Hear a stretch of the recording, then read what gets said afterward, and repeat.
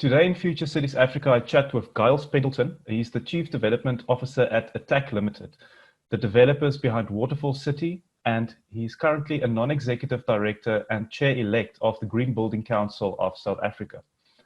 Giles is a specialist in large, sustainable and smart master planned precincts, districts and cities. He's worked on projects in over 25 countries. Giles, thanks a lot for chatting with me today. Can I ask you to just expand a bit more about yourself, about Attacq, and about Waterfall City? Thanks, Daniel.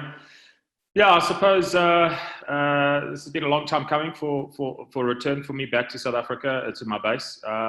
Nearly 20 years in the Middle East and Australia, and a lot of work in North Africa. And really working at the cutting edge of what was then sustainable as a sort of a direction that buildings were going, and now more importantly into the smart environment, and then managing all of that in a commercial way with commercial terms that developers and tenants understand. So it's not theoretical; it's actually translating that into the reality. And I think with Attacq, who have the development rights to Waterfall, which is a 2 million square meter node midway between Johannesburg and Pretoria on the N1 freeway, the opportunity to come home was presented to me to take the city to the next level. I think they laid the foundation with a lot of work with a super regional mall. A lot of infrastructure had been put into the ground: roads, power, utilities, etc. And the opportunity was now to take the start of a new, modern 21st century city and infuse it with, the lessons I'd learned globally around sustainability and smart cities. And I think sustainability, the more I'm involved in this, the more sustainability and smart cities are becoming interwoven essentially as one. I don't think you can really do one without the other.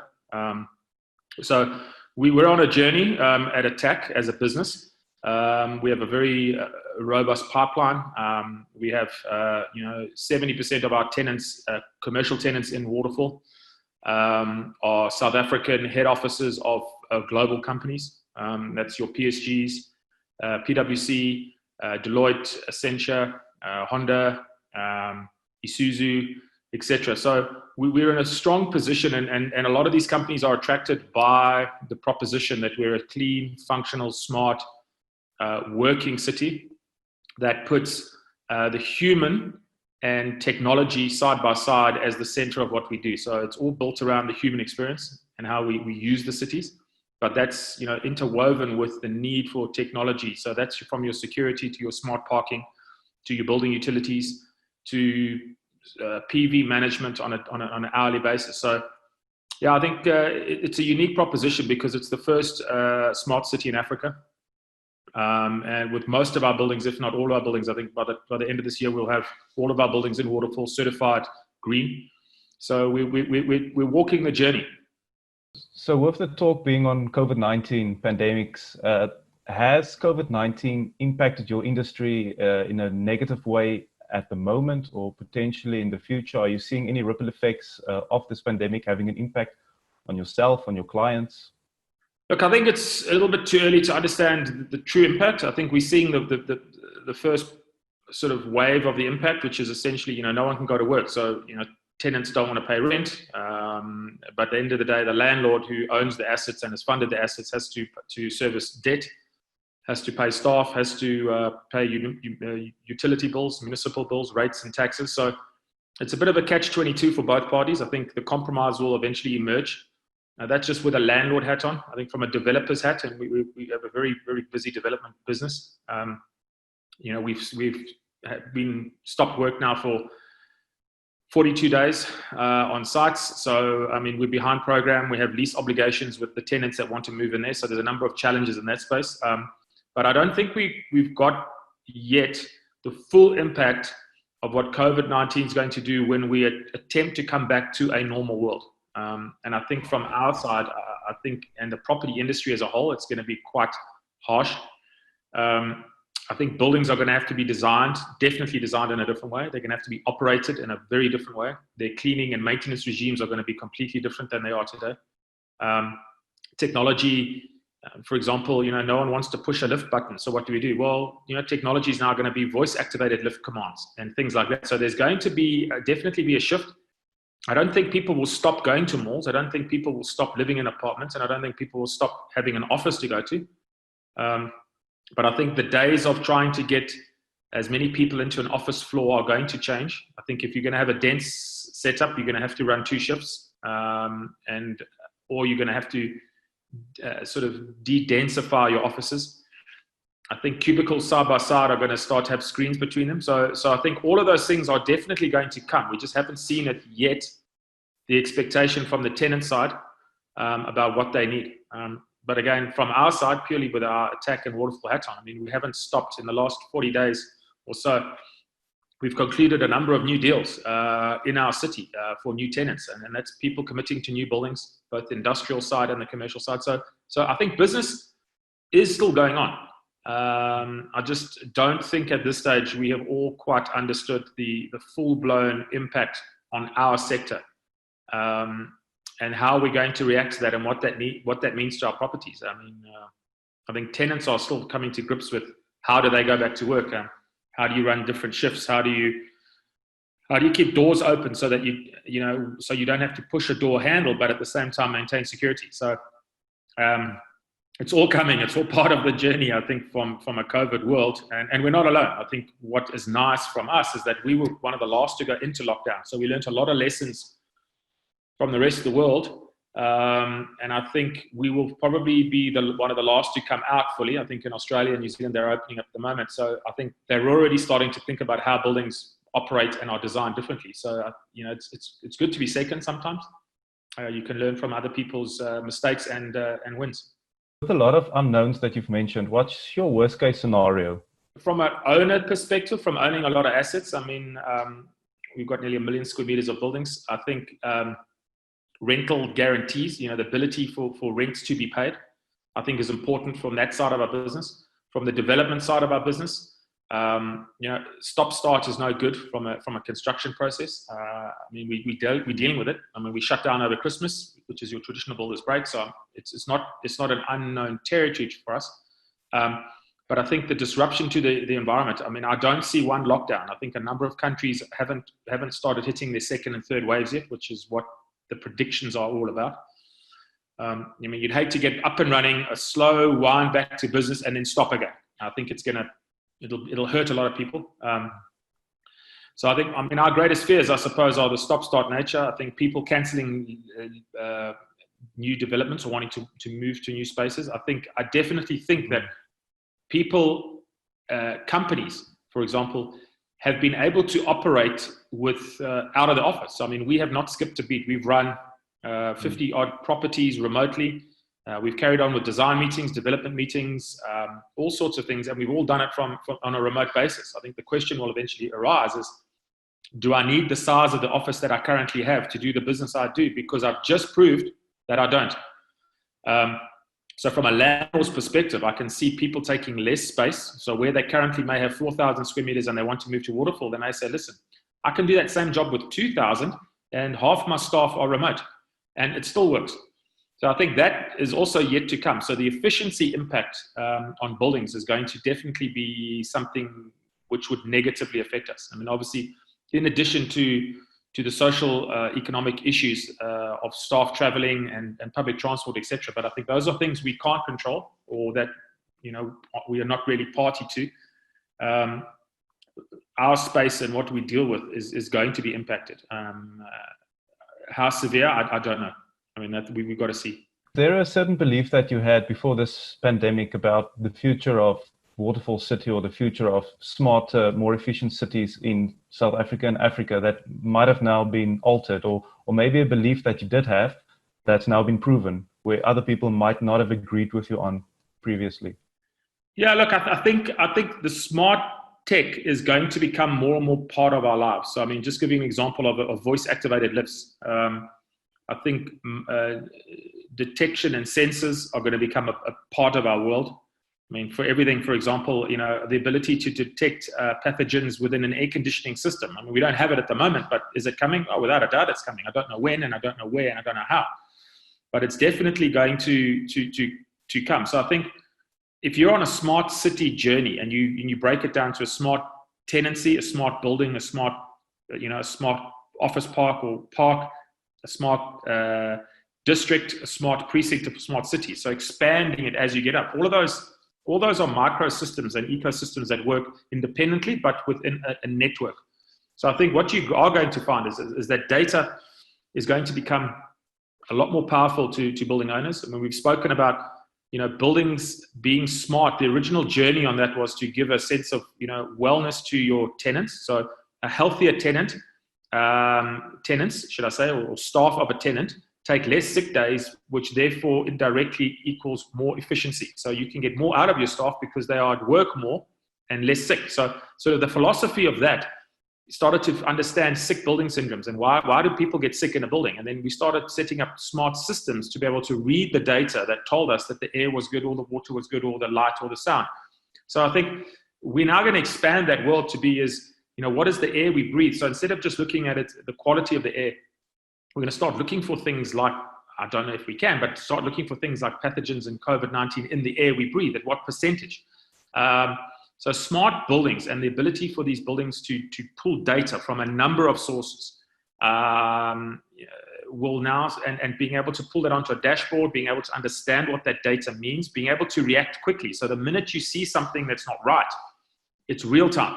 You can now react and in a way that can take care of the problem. Imagine only knowing you've got a problem with your air conditioning system with Legionnaire's disease or something when people are getting sick, and a lot of them, and it's 6 months later. I'd rather know immediately. I mean, and the same goes for a water leak. You can get a water leak on day one and only know about it when you get your bill at the end of the month, or you can get the water leak on day one and know you've got the water leak on day one, because the system, which is reading the actual data and comparing it against your baseline, is telling you there's a problem. The system is not there to tell you what the problem is. It's just to tell you there's a problem. There's still a human need. So without a doubt, I think smart tenancies, where a tenant is going to now want to start asking for more information and more assurance. How is the quality of my air and my water?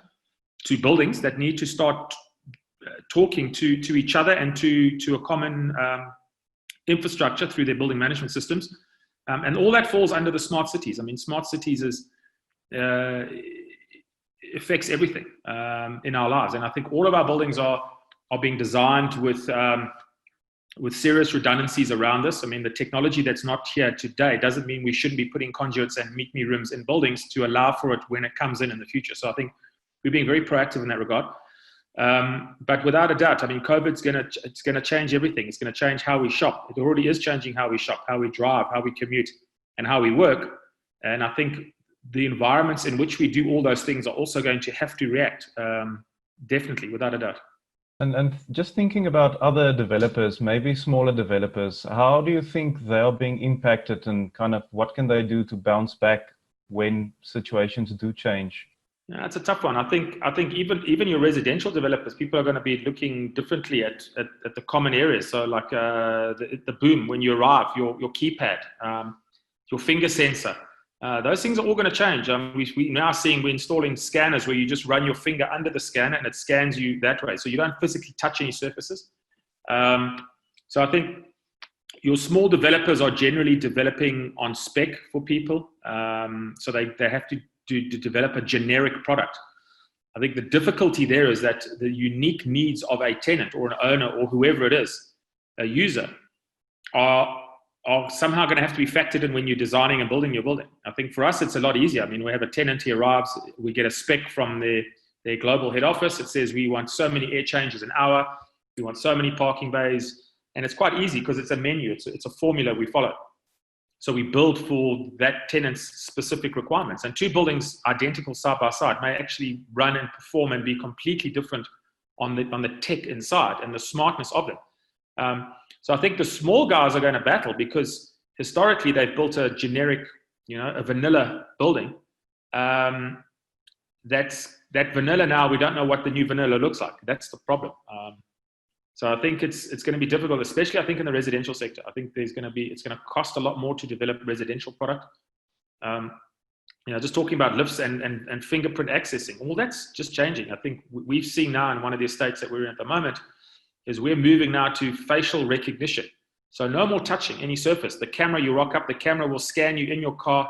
It'll face recognition. It's world-class technology, and that's sort of where we are going. The problem with this is it's all retrofit. So if you're building for new, it's fine. You can incorporate that technology, but in a lot of instances, it's going to have to be retrofitted, and that's expensive. Especially if the system it's due to replace is relatively new. I mean, it hasn't really, run out of life, and you're already pulling it out and putting something new in. So it's going to disrupt us all.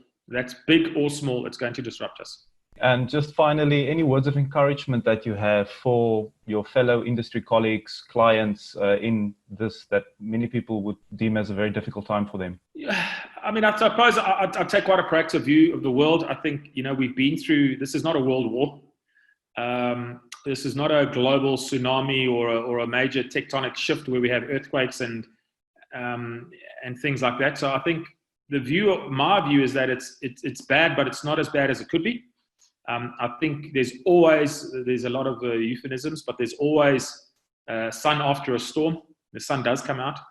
I think the challenge we have in Africa and South Africa in particular is that we weren't exactly on a great sound footing before this. So we were skirting on almost zero growth.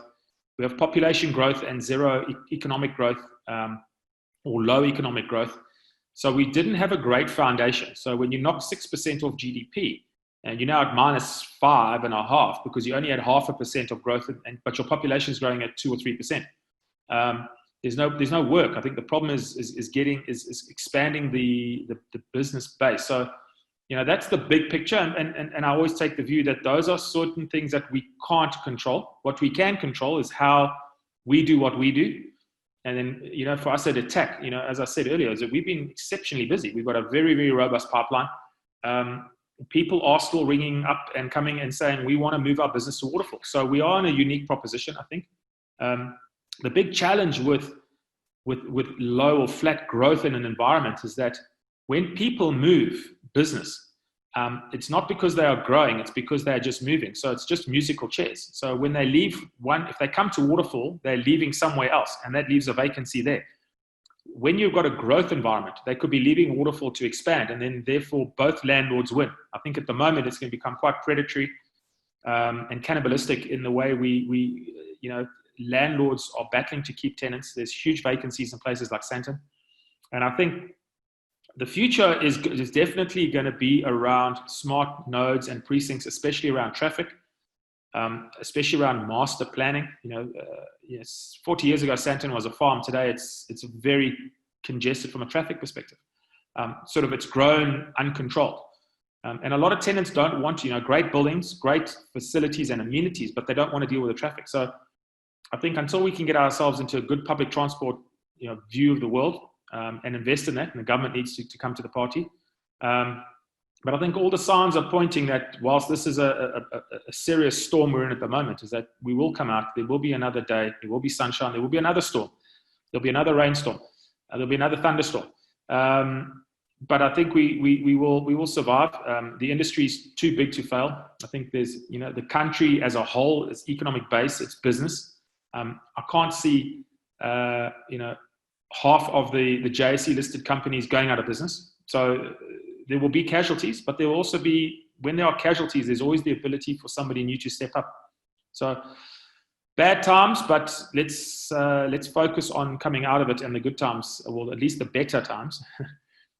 We'd like to see some good times, but definitely there is a life after the storm. I mean, that's our view. I think that's my personal view. That's our business view. That's Waterfall's view, and hopefully it's sooner rather than later.